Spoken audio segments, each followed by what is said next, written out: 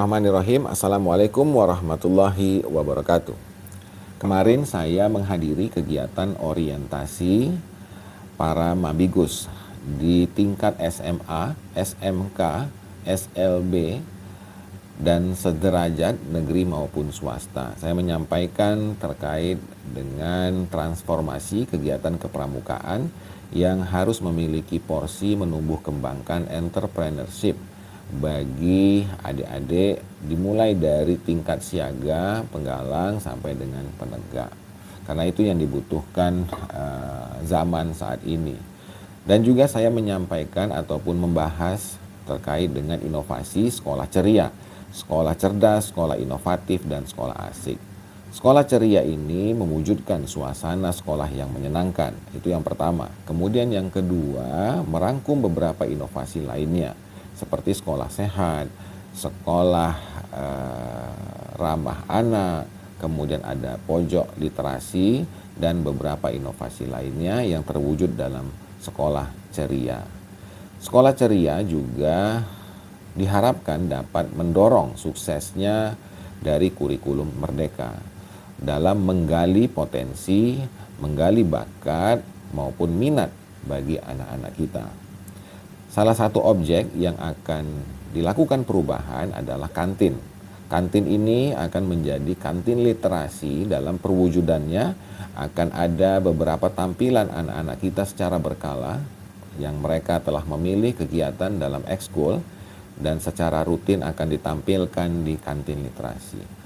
Kemudian suasana perpustakaan yang kaku, yang sepi ini akan dirubah.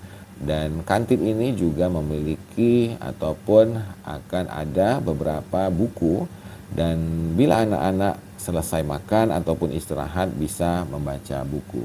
Begitu juga hiasan di dinding-dinding kantin itu juga akan dihiasi dengan kata-kata bijak sesuai dengan kebutuhan ataupun materi pembelajaran yang ada di sekolah. Juga termasuk terkait dengan keagamaan. Mari kita bersama mendukung kegiatan maupun inovasi sekolah ceria ini sehingga terwujud sekolah yang menyenangkan bagi anak-anak kita. Silakan saksikan di Hamid Heriansyah Lubis YouTube channel. Jangan lupa subscribe dan like. Wassalamualaikum warahmatullahi wabarakatuh.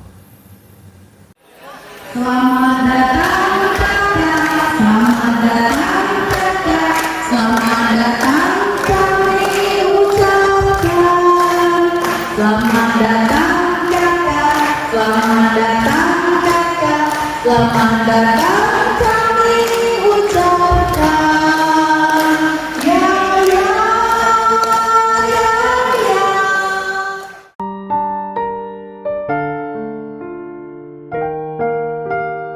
Yang saya hormati Kepala Kantor Cabang Dinas Pendidikan Wilayah 2 Dr. Andes Haji Sunardi MPD beserta jajaran. Sini nak, sini, sebentar aja, pinjem ya sebentar, 2 menit aja, boleh di samping kanan kakak. Adek, tadi ke kantin? Iya Barusan. Ini kepala sekolah semua yang hadir, setanggamu. Jadi kalau, namanya siapa? Dian Tiara Putri. Dian. Kalau Dian ngomong pasti diikuti nih sama seluruh kepala sekolah. Kantinnya nyaman nggak sih? Jujur. Kurang nyaman. Pengennya seperti apa kantinnya? Jalannya di semen lagi. Jalan di semen. Pengen nggak di kantinnya ada teman-temannya yang ekskul tari daerah, ekskul mungkin ada gitar dan lain-lain, sekali-sekali tampil di kantin, kantinnya layak. Pengen nggak seperti itu? Pengen ya. Jadi sekolahnya menyenangkan ya kalau seperti itu. Ucapkan selamat Hari Persatuan Guru Indonesia dan Hari Guru. Coba dulu. Selamat Hari Persatuan Guru Indonesia dan Hari Guru. Semoga guru Indonesia semakin jaya. Semoga guru Indonesia semakin jaya. Tepuk tangan. Baik, cukup ya, silahkan. Mau makan apa ini? Hah? Kangga kasih uang 100.000, kalaupun kurang 200.000, anak-anak yang makan secukupnya ya, itu dibayar pakai itu.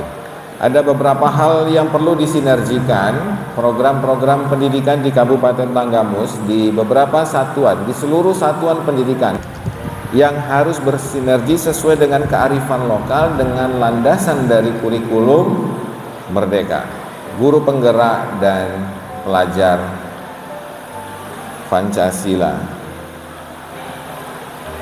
Beberapa waktu yang lalu saya melakukan komunikasi dengan dekan FKIP beserta jajarannya.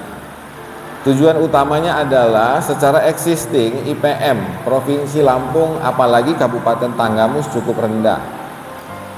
Setelah itu kita bicara Indonesia masih di angka 70-an, juga masih rendah. Harus ada upaya, harus ada aksi yang kita lakukan sehingga ada pergerakan terhadap IPM ke depan ini semakin baik. Yang pertama menghadapi dari kurikulum Merdeka. Menghadapi kurikulum Merdeka ini ada perubahan kultur yang akan dirasakan oleh masyarakat. Melalui kegiatan 30% project. Kemudian kita bicara inovasi literasi, ada pojok literasi. Dari Kementerian Kesehatan ada sekolah sehat, ada UKS, ada kantin sehat. Kemudian ada beberapa inovasi lainnya, sekolah ramah anak. Oleh karena itu saya memperkenalkan sebuah inovasi yang beberapa waktu yang lalu sudah saya sampaikan melalui konsep sekolah ceria, sekolah cerdas, sekolah inovatif, dan sekolah asik. Asik ini berkaitan dengan Ananda Dian tadi. Bagaimana suasana sekolah itu tidak lagi menjadi momok, beban begitu banyak hafalan, beban begitu banyak PR, mungkin udah mulai berkurang ya, dimulai dari kurikulum 13. Senang datang ke sekolah. Ini kita bicara IPM. Maka nantinya anak-anak di sekolah menengah pertama di kelas 9. Begitu orang tuanya, ada beberapa orang tua di Kabupaten Tanggamus yang menawarkan, "Nak, bantu bapak aja di kebun atau di sawah." Maka anak-anak akan mengatakan tidak. Mohon izin untuk dapat melanjutkan ke sekolah pendidikan menengah atas. Maka itu akan gugur salah satu indikator dari IPM yaitu lama belajar. Begitu dia sudah wajar 12 tahun, itu akan gugur, tinggal mempertahankan sampai dengan kelas 12. Nah, bagaimana membuat sekolah ini menjadi sekolah ceria? Salah satunya adalah saya kasih sampel tadi, menggabungkan beberapa inovasi menjadi kantin literasi. Kantin literasi ini suasana yang menyenangkan bagi anak-anak. Tadi dikatakan ada ekskul, salah satunya kegiatan kepramukaan. Ada ekskul lain di bidang musik dan lain-lain. Tampilkan di kantin seminggu sekali minimal. Jangan nunggu 17 Agustus. Tampilkan. Bikin anak-anak kita, bentuk karakter kepribadian anak-anak kita memiliki mental yang baik seperti Dian tadi, berani berada di depan. Tidak harus jadi juara kelas dulu dong. Nah, itu bicara internal. Eksternalnya bagaimana? Berani dalam melaksanakan proyek, wawancara dengan petani, wawancara dengan pedagang, wawancara dengan siapapun, sampai dengan kalau di kabupaten bicara dengan Ibu Bupati pun berani mentalnya. Itu proyek yang berhubungan dengan interaksi sosial. Saya targetkan dalam 1 tahun untuk Dinas Pendidikan Kabupaten Tanggamus, khususnya SMP sederajat, ini kantinnya sudah kantin literasi, penuh dengan kegiatan, banyak kata-kata bijak. Para guru, dewan guru juga silakan. Kalau ada kata-kata bijak yang bisa divisualisasikan di dinding, ya, secara tidak langsung memberikan sugesti akhlak yang baik, kepribadian yang baik kepada anak-anak kita. Kemudian sedikit buku di perpustakaan akan ada di sana. Anak-anak setelah makan boleh baca buku. Dan lebih didekatkan dengan alam terbuka. Suasana inilah yang nantinya akan menjadi hiburan ditonton oleh anak-anak. Pada saat penggiat ada yang pintar puisi, silahkan tampil di kantin. Diberikan waktu dan kesempatan. Jadi tidak harus mengeluarkan anggaran mengadakan kegiatan ini, olimpiade ini dan lain-lain. Selanjutnya saya menghimbau penguatan yang bersinergi dengan pemerintah Kabupaten Tanggamus adalah program Satu Guru Satu Buku. Saya sudah ngomong dengan penggerak literasi untuk mengadakan kegiatan lomba video ataupun film pendek yang diambil dari salah satu buku yang ditulis oleh guru. Tahun 2023 akan ada lomba cipta film pendek. Nggak mau kalah dong sama Harry Potter ya. Harry Potter itu kan diambil dari sebuah novel. Nah, kenapa kita tidak difilmkan? Itu salah satu kegiatan literasi. Literasi itu jangan dibuat rumit. Literasi itu pemahaman terhadap wawasan yang harus diketahui anak-anak. Selanjutnya saya masuk ke kegiatan kepramukaan. Saya sangat mengapresiasi dari kegiatan-kegiatan gugus depan, khususnya pada hari ini, ya, sinergi walaupun berbeda kewenangan dan tanggung jawab, tetapi kita bersinergi di dalam membentuk karakter anak-anak kita. Mudah-mudahan kegiatan seperti ini setiap 6 bulan kita akan melakukan pertemuan sehingga ada komunikasi. Tidak hanya di kegiatan kepramukaan, tetapi kegiatan-kegiatan yang menjadi lokusnya adalah di satuan pendidikan. Mudah-mudahan dalam kegiatan orientasi ini terdapat satu pemahaman. Benar yang disampaikan Pak Kacabdin bahwa kepramukaan tidak hanya seragam yang dipergunakan di hari-hari tertentu. Layaknya sekolah ceria tadi, kepramukaan juga berbicara pembentukan karakter dan kepribadian. Kita bicara Trisatya, kita bicara Dasa Dharma, semuanya itu bicara kepribadian. Kenapa lambang pramuka di Indonesia bukan kelapa yang sudah jadi, yang banyak buahnya, yang batangnya jika ditebang bisa jadi jembatan? Kenapa? Kenapa harus tunas kelapa? Maka pramuka akan bicara kembali lagi terhadap tunas bangsa. Tunas kelapa itu hanyalah sebagai simbol bahwa tujuan dari kepramukaan itu adalah anak-anak kita. Anak-anak yang di pendidikan dasar terutama ikut ambil andil di dalam membentuk kepribadian anak-anak kita melalui beberapa kegiatan. Kegiatan kepramukaan di kuartil cabang Kabupaten Tanggamus ini juga akan melakukan transformasi. Penguatan-penguatan yang kita lakukan adalah yang pertama, menanamkan nilai-nilai kewirausahaan, entrepreneurship bagi anak-anak kita. Tadi dikatakan bicara tantangan ke depan anak-anak kita, maka itulah tantangan utama dari anak-anak kita. Mereka tidak lagi setelah lulus SMA, lulus kuliah tidak lagi 100% mencari kerjaan, tetapi ada sebagian besar dari mereka menciptakan lapangan pekerjaan. Ini yang harus ditanamkan kepada anak-anak kita. Melalui kegiatan, saya minta ketua harian ini menjadi bagian rencana kerja di tahun 2023 bersinergi dengan seluruh gugus depan. Tidak hanya gugus depan di tingkat siaga, tapi sampai dengan penegak. Kita harus bersatu kalau sudah berbicara terkait dengan tunas bangsa. Tidak terpilah-pilah dengan kewenangan dan tanggung jawab lagi. Kelas-kelas terbuka, ya.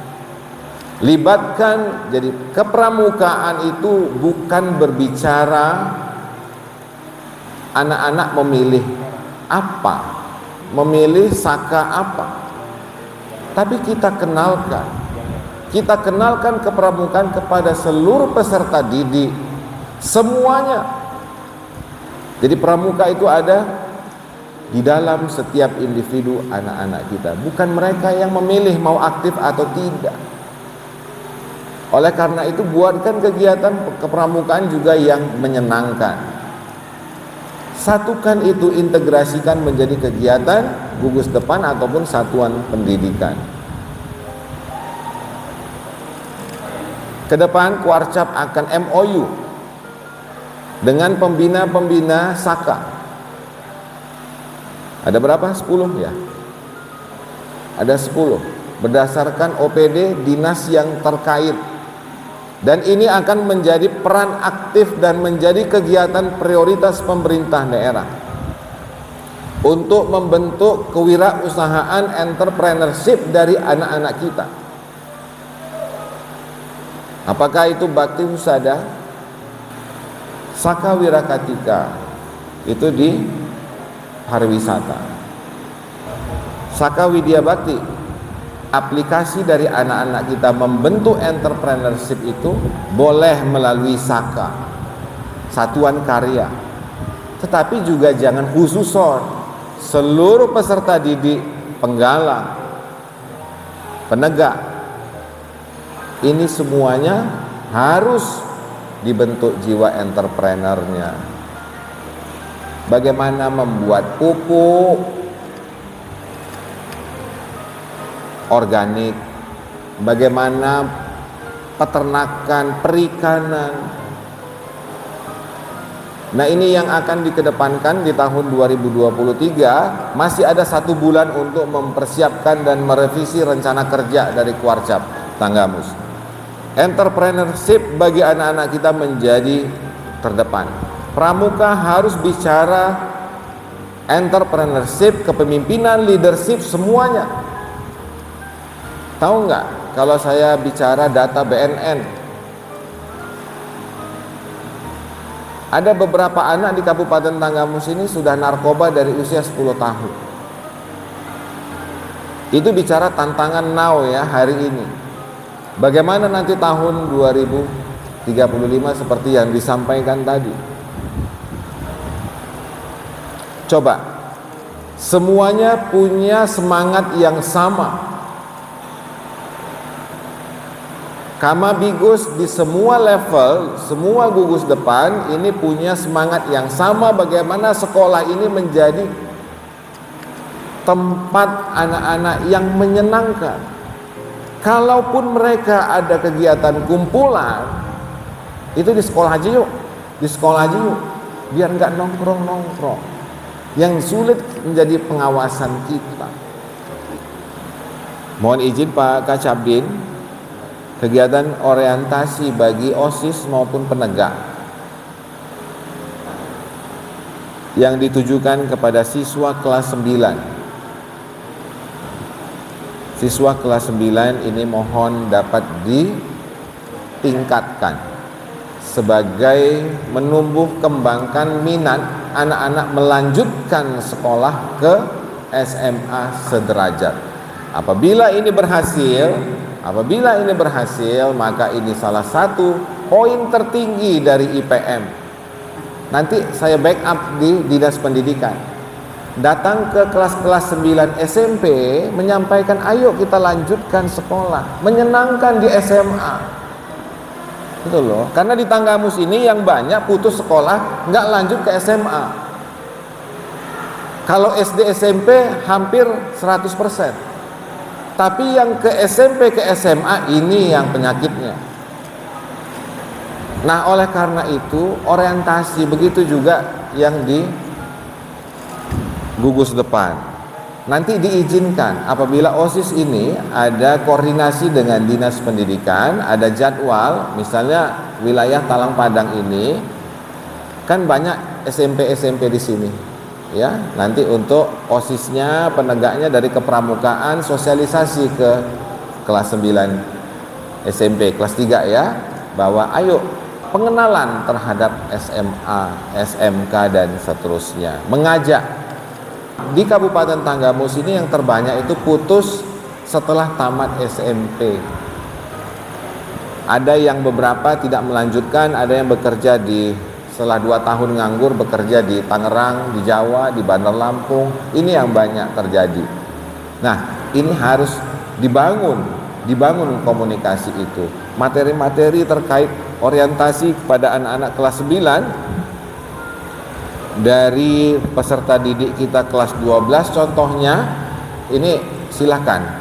Dari cabang dinas, kami juga nanti dari Dinas Pendidikan akan membuat materi-materi yang disampaikan, kemudian tampilan video bagaimana kegiatan di SMA sehingga anak-anak kita lebih tertarik lagi untuk bisa melanjutkan sekolah. Ini salah satu kegiatan baru yang akan mulai direalisasikan di tahun 2023, masih ada waktu 1 bulan mempersiapkannya. Dan untuk tingkat SMP memohon kami di Dinas Pendidikan Kabupaten Tanggamus memohon agar bisa bersinergi anak-anak kita dalam melaksanakan orientasi walaupun hanya 1 jam berorientasi, diberikan waktu, akan dikumpulkan anak-anak kelas 9 nanti. Kemudian silakan tampilkan karya-karya yang kakak-kakaknya yang telah dibuat selama menjalani 3 tahun di SMK ataupun di SMA, sehingga sekali lagi ada minat nantinya bagi anak-anak kita untuk melanjutkan ke jenjang sekolah menengah atas. Terakhir, kami di Dinas Pendidikan akan mengembangkan sekolah ataupun belajar di alam terbuka. Mudah-mudahan untuk wilayah Kabupaten Tanggamus ini juga dapat menjadi sinergitas, sehingga anak-anak memiliki kultur tidak hanya mengerti bahwa proses belajar dan mengajar itu hanya di dalam kelas. Di alam terbuka mereka juga bisa melaksanakan proses belajar mengajar. Salah satunya pengalaman kita adalah COVID-19. Pada saat di level-level tertentu lebih aman proses belajar itu berada di luar kelas ataupun di alam terbuka. Kata kuncinya adalah kami hanya bisa menghimbau untuk satuan pendidikan yang menjadi kewenangan pemerintah provinsi. Mari kita bersinergi, ciptakan suasana yang menyenangkan dalam wujud sekolah ceria. Terkait dengan silabus ataupun kurikulumnya, nanti kita akan duduk bersama indikator-indikator yang harus kita penuhi dalam sekolah ceria, yang pasti akan tegak lurus. Bila sekolah ceria ini menjadi sukses, maka sejalan dengan suksesnya kurikulum merdeka, sejalan dengan suksesnya guru penggerak dan pelajar Pancasila. Karena kita berharap ini akan mendukung semuanya. Pendampingan terkait dengan sekolah ceria, kemudian pelaksanaan kurikulum merdeka, ini kita bisa lebih bersinergi ke depannya. Hal pertama yang akan dilakukan dari FKIP adalah melakukan riset dan pemetaan kondisi sekolah, mulai dari proses pembelajaran, kurikulum, sampai dengan infrastrukturnya, sampai dengan seleksi kepala sekolahnya. Nah, kita akan utuh holistik dalam bekerja sama pendampingan terhadap Dinas Pendidikan Kabupaten Tanggamus. Dan pada akhirnya perwujudannya adalah pemerintah daerah, saya juga selaku ketua tim anggaran pemerintah daerah memiliki basic ataupun landasan ataupun alasan anggaran 20% yang menjadi mandatori dari pemerintah pusat yang dianggarkan untuk pendidikan ini tepat sasaran dan tepat manfaat. Bayangkan luar biasa besarnya anggaran pendidikan itu, dan bayangkan akan menjadi tidak berguna biaya yang besar apabila tidak basically didasari oleh riset yang dilakukan oleh peneliti ataupun perguruan tinggi. Kita akan mimpi di siang bolong bahwa sekolah ini bagus untuk dibangun. Kita akan mimpi di sore hari bahwa sekolah ini harus diperbaiki ininya. Tanpa riset, tanpa penelitian, tanpa master plan selama 5 tahun ke depan.